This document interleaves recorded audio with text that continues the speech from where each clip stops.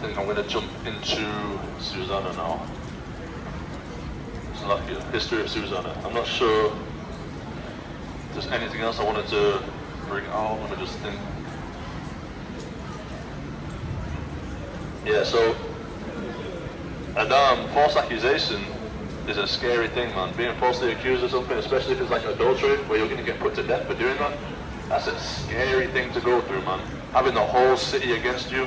I'm going to go back to these verses, Lord willing, as we read Susanna, and you see all these things come to pass, come into play, where Susanna went through that, man. She was falsely accused of adultery. The whole city was against her, and if the Lord didn't raise up Daniel, there would have been curtains for her. She would have been put to death. She would have been stoned to death. But Daniel Allah, which means, Daniel Allah means God is my judge. Dan is judge, Danya is my judge, and Allah is God. So Daniel Allah is God is my judge. Now when I say Allah is God, I don't mean Islam. That's just the Hebrew word for God is Allah. Right? I'm not talking about stupid dumb Islam. But anyway, Daniel Allah, meaning God is my judge. If the Lord didn't raise up Daniel, and Daniel was a young man. Remember, this is Daniel chapter 1, technically, before it was taken out of the Bible. Right? This is technically Daniel chapter 1. Daniel was a young man. It even tells you in the same chapter that he was a young man, right? And the reason why he was chosen amongst the young men in Daniel chapter 1 in the Bible is because of this event. This is when he got held in high reputation for what happened, because he made diligent inquisition, all through the spirit and power of Yahweh by Hashem HaMashiach Yahweh Shai, of course. But yeah, false accusation is a scary thing, and Susanna went through that. She had everyone against her. Her soul was near to death. So like, but she trusted the Lord. Rather, she was given an out. She could have just slept with them men and committed adultery, and they wouldn't have accused her. But guess what? She'd rather not sin against God, because God would kill you anyway. He's the judge. So he would have probably killed her anyway if she did that. But she got away, man. He let her live. He delivered her because she stayed with him. She trusted in him. She didn't give in to these men, right? These old men who were supposed to be elders, right? Supposed to have good reputation, right? These elders didn't. And we're going to see all this. All the things that we've read so far, it's all going to piece together as we read the history of Susanna. So let me get that.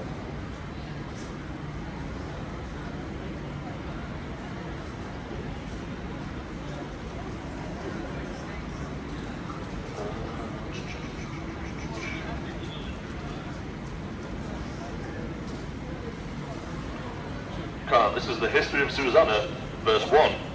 There dwelt a man in Babylon. So this is during the Babylonian captivity. If you don't know, the children of Israel, the so-called Black, Hispanic, and Native Americans, came out of Egypt when Moses said, let my people go, passed through the Red Sea, went into Israel, and then it went all the way down to the generations of David, and then to Solomon. Solomon had peace with the Lord. I think it was 30 years of peace, or 40 years of peace. Salakia. But then he went off. He started going into idolatry because he felt he started to follow his wives' gods, right? So he went into idolatry. He fell off, and then the Lord destroyed Jerusalem, right? And then he sent the Assyrians to come and take the northern tribes. That's your Hispanics and Native Americans. You've got Gad, the tribe of Gad, which is the Native Americans. You've got the tribe of Issachar, which is the Mexicans. You've got the Central Americans, which is Zebulon. You've got Naphtali down in Argentina and Chile. You've got like Brazil, that's Asher, and them kind of surrounding countries, right? You've got Simeon over in the Dominican Republic. You've got down Reuben, Israel, Ishmaelite, yeah, Ishmaelite. What nationality are you? What's your nationality? African Nigerian, on your father's side. Yeah, you're an Israelite. You're an Israelite. Yeah, come find out. If you come back, I'll tell you. You're an Israelite. Huh? I'll back you up. Hey, if you come back, we can talk. If you get a chance, Lord willing. God bless. Right. So where was I at? Yeah, you got Simeon in the Dominican Republic. Right. You got Manasseh, which is the Cubans, and you got Ephraim, which is the Puerto Ricans, right? That's the northern tribes. This is who the Assyrians took captive, right? Took them into Assyria captive, and then they escaped. And you can read this in 2nd Ezra chapter 13. They escaped into the Americas. In fact, I might just go over that right now. My sister's coming back. Let me bookmark this.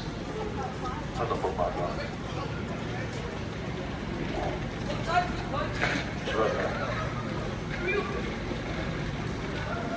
Why not come back? They normally don't. They normally say, oh, come back, but they don't.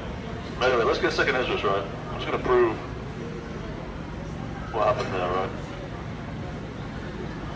2nd Ezra 13. So this is how the Native Americans and the Hispanics got to America, right? This is 2nd Ezra chapter 13, verse 39. And whereas thou sawest that he gathered another peaceable multitude unto himself, those are the 10 tribes, so these are the northern tribes, which were carried away prisoner out of their own land in the time of Hosea the king, whom Salmanazar the king of Assyria led away captive, and he carried them over the waters, and so came they into another land. So this is when the Native Americans and Hispanics were taken captive out of Israel into Assyria.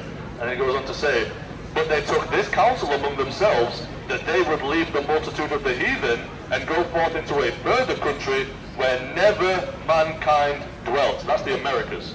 Mankind had never been there till the Native Americans and Hispanics got there, right? It says where never mankind dwelt, that they might there keep their statutes which they have never kept in their own land. Now if you look in Americans, if you do archaeology in America, you'll see all these different archaeological sites where you can find ancient Hebrew writing, right? The Native Americans would wear fringes just like these, right? And that's a Hebrew custom.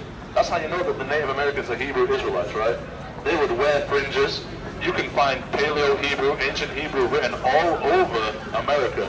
One notable one is the Decalogue stone at Mount Los Lunas, where you can find ancient Hebrew written in the Americas. That's how you know that the Native Americans are Israelites. They're Hebrew Israelites, right? That's how you know this. And it's also recorded here how they got there. They were taken captive by the Assyrians, and then they escaped. Most of them escaped and took ships to another land where never mankind dwelt. That's the Americas. No one had been there before them. They were the first ones to get there. Verse 42, that they might there keep their statutes which they never kept in their own land. So at first they did. At first they were writing down the 10 Commandments in Hebrew. At first they were doing these things, they were keeping commandments. The Native Americans wear fringes. They've forgotten now why they did. You believe in the Bible, bro? Where are you from?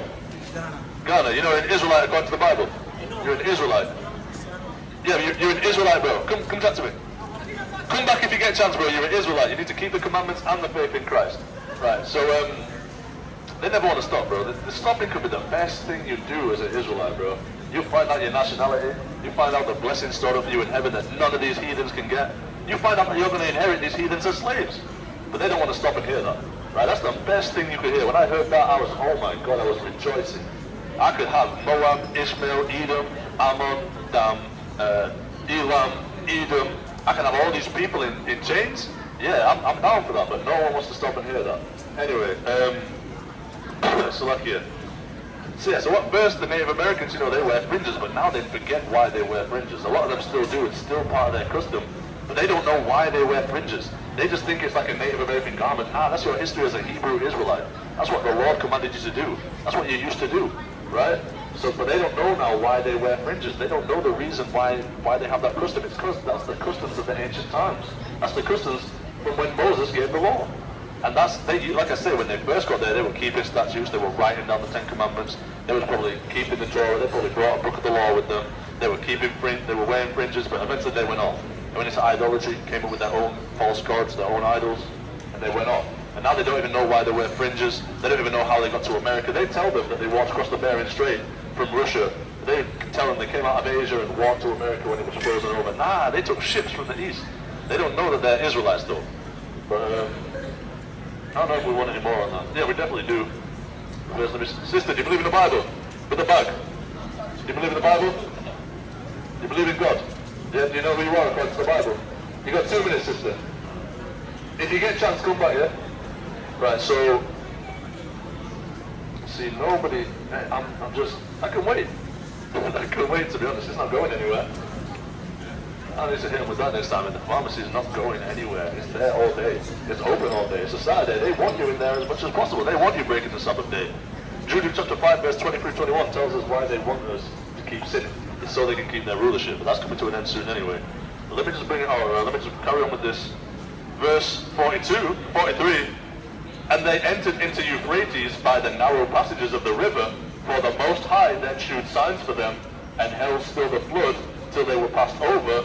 For through that country there was a great way to go, namely of 1.5 years, And the same region is called Osiris. Right, so this America's actual name, the actual name of that landmass, now North and South America, is Osiris. That's what that part of the world is called. It's not called North and South America. Biblically, its actual name, that region over there, is called Osiris, right? It says, verse 46, then dwelt they there until the latter time, and now when they shall begin to come. So it said that they were going to be there until the end times, until the end of the world, until the latter time. So when they're going to be coming back. And that's what's happening now. You got the Native Americans and the Hispanics realizing that they're the children of Israel, right? The northern tribes, right? But getting back to Susanna. Just like this. Once again, make sure I'm still rolling. Okay. Getting back to Susanna, starting from the top again. There dwelt a man in Babylon. Oh, so I was talking about the captivities, right? So you had the Israelites, the so-called black, Hispanic, and Native Americans come out of Egypt by when Moses said, let my people go. They passed through the Red Sea, they went to Israel, they went all the way down to Solomon. They had some years of peace, but then Solomon went off, and the nation was split in two, so you had the northern kingdom and the southern kingdom. That's why Hispanics and Native Americans don't know that they're the same people as the so-called Negroes. That's the same people, but they don't know that because the kingdom was split in two. You have the northern kingdom and the southern kingdom. The southern kingdom is Benjamin, Judah, and Levi. That's Judah is the African Americans, Levi is the Haitians, and Benjamin is the West Indians, the so-called Jamaicans. That's the tribe of Benjamin, right? That's the southern kingdom. They are the Jews. Then you've got the northern kingdom, which is the Hispanic and Native Americans, right? So the Assyrians came and took the northern kingdom into captivity. What's good, brother? You believe in the Bible? You got 2 minutes. 2 minutes for God. He gave you 24 hours. He gave you 2 minutes. You're an Israelite according to the Bible, bro. You need to repent and keep the commandments. Right? So, yeah, the Assyrians came and they took the northern tribes, the Hispanics and Native Americans, into captivity. Then they escaped to the Americas. And then Babylon came and took the so-called blacks into captivity, the southern tribes, Judah, Benjamin, and Levi. Excuse me, do you believe in the Bible? No? Believe in God? See that? Judah don't want to listen, man. It's probably Judah, maybe Levi, and maybe Benjamin. I don't know where she's from, didn't get a chance. Yeah, that's when Babylon came and took Judah, Benjamin, and Levi, the southern tribes, the so-called Negroes, into captivity. Right? That's when Babylon came, and this is in that time. Right? It says, there dwelt a man in Babylon called Joachim, and he took a wife whose name was Susanna, the daughter of Celsius, a very fair woman, and one that feared the Lord. So, Joachim took Susanna to wife. Susanna was righteous. She feared the Lord, right? And she was the son of Celsius, who also feared the Lord, right? It says, and he took a wife whose name was Susanna, the daughter of Celsius, a very fair woman, and one that feared the Lord. Her parents also were righteous and taught their daughter according to the law of Moses. So what made them righteous? They were keeping the law of Moses. Just like we read in Deuteronomy chapter 6, verse 25. Grab that. Deuteronomy chapter 6. Verse 25. And it shall be our righteousness if we observe to do all these commandments before the Lord our God as he hath commanded us. So righteousness is not when you shovel your neighbor's driveway or you don't clean their car and you think you're a good person. No, that doesn't matter. That doesn't change whether you're good or bad. What makes you a good person is whether you keep the commandments or not. If you break the commandments, I don't care what kind of charity work you do. I don't care how much you think you help people. I don't care how nice you are. If you break the commandments, you're a devil. You're a wicked doer. Right? You do evil. I don't care what kind of, oh, I help my neighbors with this, and sometimes, I give to charity, and I'm really kind to people. I always give my P's and Q's, my please, my thank you, my hellos, my goodbyes. I'm really polite. I'm just nice to people. I'm a good person. No, you're not. If you don't keep the commandments, no, you're not. I don't care if you think that makes you a good person or not. He said that our righteousness is if we keep the commandments. So if we don't, then that's not righteousness. I don't care what good that you think you do. If you don't keep the commandments, you're just wicked, and that's just the bottom line. I don't care what you think you do. So that's what made her righteous. That's why Susanna chapter 1 verse 3, her parents also were righteous and taught their daughter according to the law of Moses. So that's what made them righteous. It says, now Joachim was a great rich man and had a fair garden joining unto his house, and to him resorted the Jews, because he was more honorable than all others. So Joachim was a real honorable man. He had lots of increase. He had a big, nice house. Right? He has a nice big house, a nice big dwelling place. He was He was honorable. People respected him. He had honor because he was righteous, right? Because he feared the Lord and kept the commandments. He was righteous, so people honored him. That's why the Lord increased him and gave him a big house. He said he had a what was it, a beautiful garden? Yeah, a fair garden, which just means a beautiful garden. It says that he has a beautiful garden joined to his house, right? And he has a nice big house. People honor him. That's because he feared the Lord, kept the commandments, and his wife did the same thing, right? His wife did the same thing. Okay, so let's carry on in there. It says he was more honorable than all others. Joachim was more honorable than all others, right? He was the most honorable man where he was, right? Verse 5, the same year were appointed 2 of the ancients of the people to be judges, such as the Lord spake of, that wickedness came from Babylon, from ancient judges, who seemed to govern the people, right? So like it. Hold on.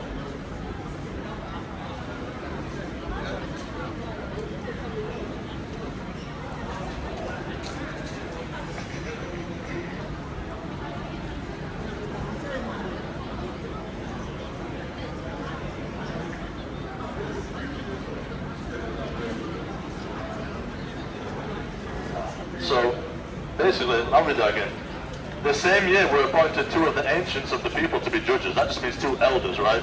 They were appointed to be judges. They were given the job of being the judges, right? Such as the Lord spake of, that wickedness came from Babylon, from ancient judges who seemed to govern the people, right? So that's the fulfillment of that. It says, these kept much at Joachim's house, and all that had any suits in law came unto them. So they were keepers at Joachim's house. And if anyone had any suit in the law, anyone had any issue, right, any kind of case, they would come to these judges, right? They would come to them because these were in the honorable house of Joachim, right? Being judges. So people would come to them, to these elders, right? These ancients. Now when the people departed away at noon, Susanna went into her husband's garden to walk, and the 2 elders saw her going in every day and walking, so that their lust was inflamed toward her. So this is coming into play what we was talking about before. They was lusting after her. And they was probably thinking in their head, as long as we don't lie with her, because bear in mind, Christ didn't hit the scene yet. They was probably thinking, as long as they don't lie with her, then it's not really adultery. But they was lusted in their heart, which meant that they were committing adultery in their heart, because the thought of foolishness is sin. Just like it says in Proverbs chapter 24, verse 9, the thought of foolishness is sin. So them thinking of this foolishness was sin, right? So that's the case there, where they probably thought they was innocent. You know, oh, I'm just looking at her, I'm just desiring her. Nah, you was committing adultery in your heart, because you know she has a husband. You work in her husband's house, so you know she has a husband. So you're committing adultery in your heart, but they probably didn't realize that. But because they didn't take this in, they didn't rebuke their thoughts, as we have to do, right? Because let me get Jeremiah, right? Let's go to this classic. Jeremiah, chapter 17 verse 9, so like it. It's a classic, and it almost left. No praise to the Most High. Jeremiah chapter 17 verse 9. The heart is deceitful above all things and desperately wicked. Who can know it? So the heart is deceitful. The heart is desperately wicked. Not meaning your heart like your blood pumping organ. That doesn't make sense. It's not that that's wicked and deceitful. It's talking about your mind. Your mind is deceitful above all things and desperately wicked. It says, who can know it? I don't know what you're thinking, do I?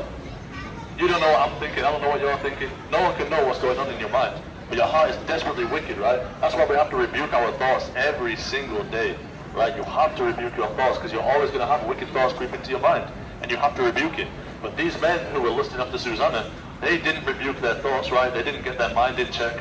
And then that's why it said in verse 8, and the 2 elders saw her going in every day and walking, so that their lust was inflamed towards her. Their lust was going crazy towards her. Excuse me, eating the crisps. Sister, do you believe in the Bible? Do you believe in the Bible? You got 2 minutes for God. Don't worry, the pharmacy is going to be there all day. You got 2 minutes for God? See that? See that, bro? The pharmacy is not going anywhere. But this book is going somewhere. It's not going to be forever that you can read this book, you know. Soon it's going to be illegal. They're going to take it. Tells you that in Maccabees, and then we read in Ecclesiastes that the things that happened before are going to happen again. So if they used to take the books, they did that in Babylon. right? They did that in Assyria. They did that in Persia, right? They did that in the Greek captivity when the Grecians were ruling in the time of the Maccabees. They did it in the Romans during 70 AD when the temple was destroyed. You think they're not going to destroy the Bible again? Of course they are, because they realize that the children of Israel wake up to who they are, that their kingdom is not going to last long. They want to stop that as much as they can, right? Obviously it's not going to happen because it's prophesied that they're going to be destroyed and we're going to reign. But at the end of the day, they want to put that to an end. They don't want the children of Israel, the so-called Black, Hispanic, and Native Americans waking up to their true identity, the Israelites, because that's the end of their kingdom then. So they're going to come and they're going to destroy the Bibles again, right? So you think, just the pharmacy is not going anywhere. You can go in the pharmacy, you can stop for 2 minutes and go in the pharmacy afterwards. But hey, it could be next week they make this book illegal and start burning it, start putting people to death who keep it, right? You keep the law, you get put to death. You can't be seen out here in the streets wearing your fringes. You can't call yourself a Jew. Right? That's going to come again. That time is coming again. And it's going to be soon. Because you see the World War III, the mark of the beast, the RFID chip, all this stuff is on the horizon. But people don't want to hearken to the word of the Lord. It's not going to be here forever. You think, I'll just pick up my Bible next week and I'll start reading then. Or there's a stupid philosophy that some people have where they think, I'll start reading and start getting right when it gets bad. Because they want to enjoy this world for now. They want to enjoy all the lust and all the filth of this world now. And then think, when it starts getting bad, then I'm going to, no. He said, he that seek him earlier will be well with, right? Because you're not going to have time when it starts getting bad. First of all, the Bible is going to be destroyed. But second of all, you're not going to have time to start reading it and getting wisdom and knowledge and understanding it anyway, because it's a process. You think we just come up and teach after 2 days, we just picked up the Bible yesterday? No, it's a process of keeping these commandments, being humble, and diligently seeking out this truth, right? It's a process. It takes time. I've been in this truth for years. I've been in this truth for years, and I'm still not even that wise. I'm still not that knowledgeable. I don't even really have wisdom like that, but I'm still out here teaching. But you think you're going to pick up the Bible tomorrow and then everything's good? Nah, you can't wait till it gets bad. You've got to start now. You've got to start now. He said the day that seek him early is going to be well with him. Right? And we do all this for you, and you don't appreciate it, bro. Like, people really don't realize the labor that goes into it, into this for them, for their sake. Let me get Sirach chapter 24. Sirach chapter 24, verse 34. Behold, that I have not labored for myself only, but for all them that seek wisdom. So we don't just learn this Bible and learn these breakdowns and learn these lessons and these teachings. We don't just do it for ourselves, right? We didn't labor just for ourselves, and it takes labor. It takes a lot of labor to learn these things and to get them down. It's not something you just start tomorrow and you're just a master of it. Now, like I say, I've been in the truth for years, and I'm still not that wise. I'm still not that knowledgeable. I still don't have the most understanding. But it didn't happen overnight. The little bit of wisdom, knowledge, and understanding that I do have, it didn't come overnight. The little bit of wisdom that I do have did not come overnight. So you can't just wait till World War III kicks off and time's getting bad and then you're going to start seeking the Lord. Now, you don't have time for all that, bro. Like I say, I've been in the truth for years and I'm still not that mighty in the truth. So how do you think you're going to be after, I'll pick up the Bible when things get bad, and then you're going to be a week in and you're going to be finished, right? And there's endurance, there's trials. We're getting made stronger in faith. We're enduring trials to build character, to get stronger. You need time to do that. You can't just do that in a week, because you're going to get, the worst is to come. The worst is to come. It said that these things is the beginning of troubles. The worst is yet to come. We're still chilling out here. People are chilling. No one knows what's going on. Hey, it's still kind of warm at this time of year. Brother Henry down the road, he was telling me, he was saying, hey, I feel like the Lord's doing that to make people extra comfy because it's going to get bad, right? So we don't even understand, like, hey, the worst is to come, and you're not even built up in endurance. You're going to crumble so quick. It's unreal. That's why I told you the wisdom and knowledge should be the stability of that times. Excuse me, sister with the head wrap. You know you're dressed righteously according to the Lord. The Lord is pleased with the way you're dressing. See, women should be wearing trousers. Look, even the heathen though. This Moabite right here wearing this dress. Even some heathens can dress righteously, but you barely see Israelites dressing righteously. Even Moab can figure it out. Ishmaelite women, you see Ishmaelite women in dresses all the time. There's Ishmaelite women, you always see them in dresses. So how come the heathen can get it right, but the holy nation, the so-called Black, Hispanic, and Native Americans, can't seem to get it right? They've been blinded, man. They just love wickedness.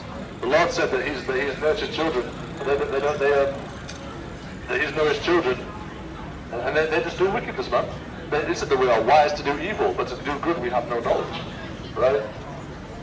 That's why I'm saying, Sirach chapter 24 verse 34, behold that I have not labored for myself only, but for all them that seek wisdom. We labor and do these breakdowns and these lessons for all them that seek wisdom. But most people around here, I'll be real, they're just not seeking wisdom. They're just not seeking wisdom. It's just as simple as that. They like to claim that they're wise because it sounds good, but they can't bring out any true wisdom. Excuse me, you believe in the Bible? Yeah? Do you know who you are according to the Bible? Do you know who you are according to the Bible? Do you know who you are according to the Bible? Who are you? Yeah, what? Right, what did God make you to be? Do you know? What's that?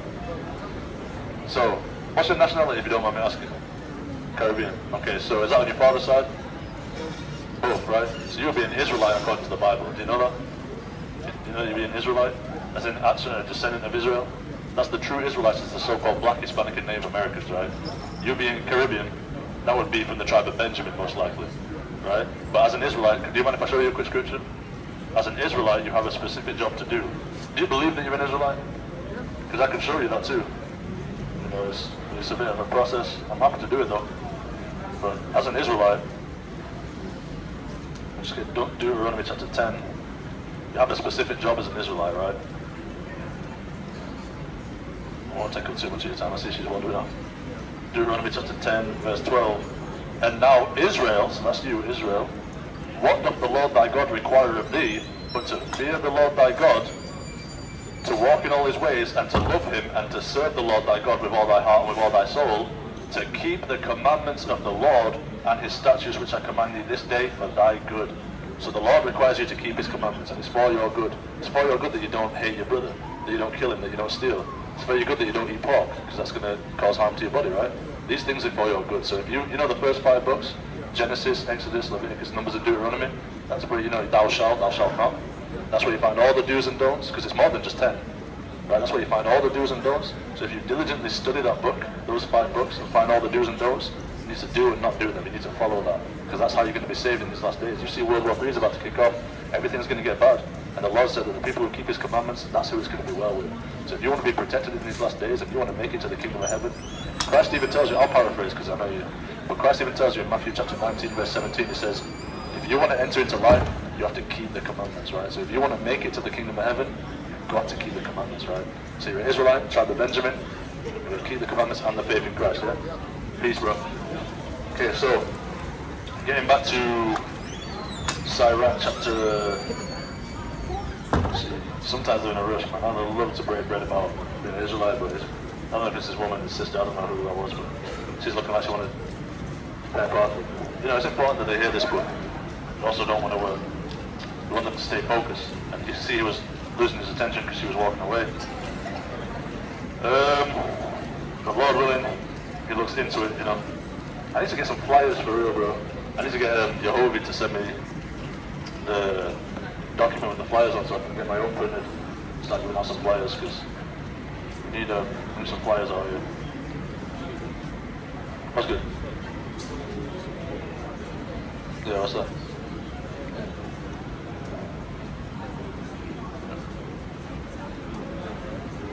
I can't, bro. First of all, I don't even have any money, but also it's the Sabbath day, so I can't help it.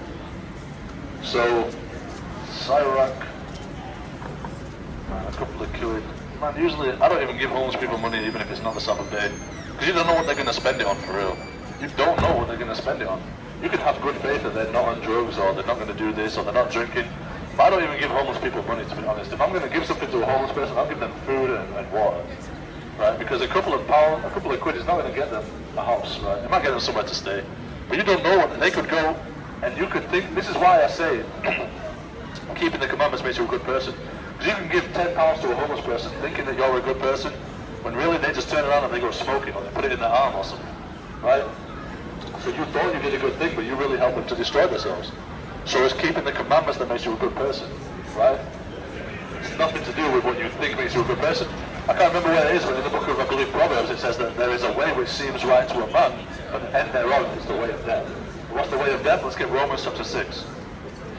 We get Romans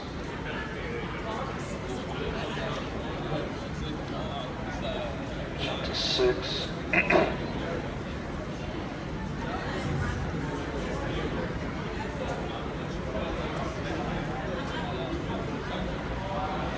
verse 23. So make sure I'm rolling still. Come.